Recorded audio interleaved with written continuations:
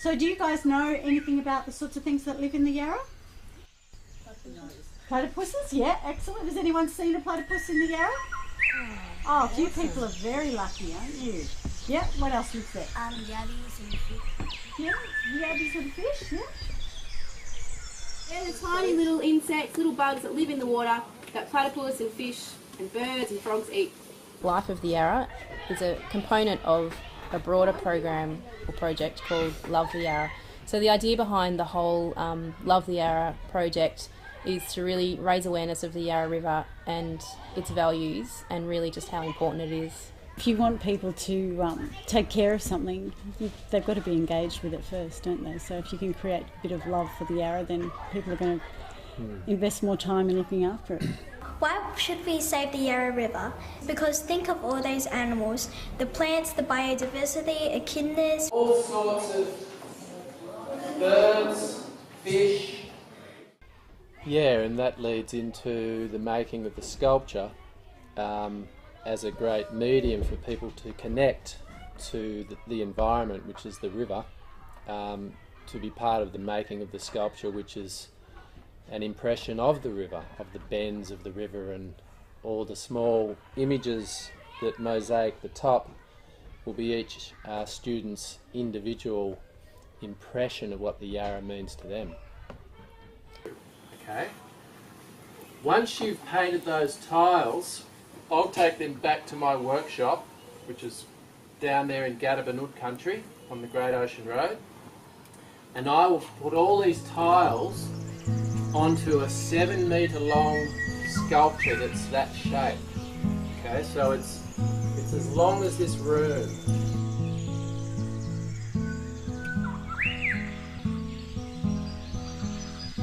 An interesting fact about the Yarra River is that it is 262 kilometres long. That is very long.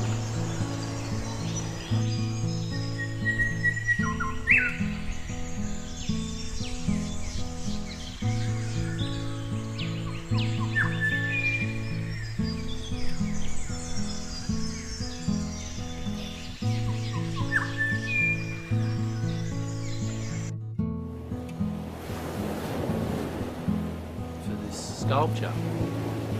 I related to it because I grew up in Templestowe and had a lot to do with the Yarra as a young boy and a teenager.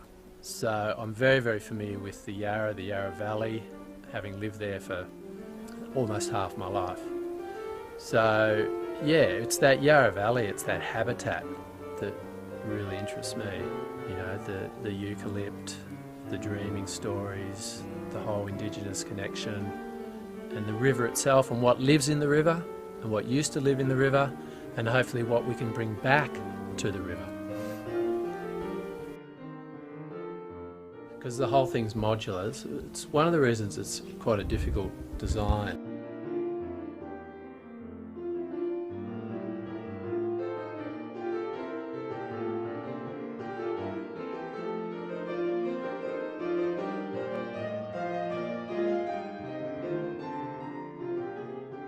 Its source is Mount Baw, 242 kilometres long, and it flows out into Port Phillip Bay. So this beautiful piece of eucalypt, which is aged, and I've sculpted it to represent the forest, the deep forest that the source of the Yarra comes from. Since the 1970s, there's been dramatic improvements in the water quality. We're seeing the return of the platypus to quite urban areas. So clearly what we do can make a difference. So I think it's important to give the kids a positive message that the little things that we do actually make a difference, and that it's worth doing because we can change things. And it really is, I think, such an important waterway. It's, you know, it's there all the time. I think we take it for granted, you know, and don't give it the respect and value that it really deserves. It's played such an important role for our history, and you know, for Indigenous people, it was such an important, or still is such an important place.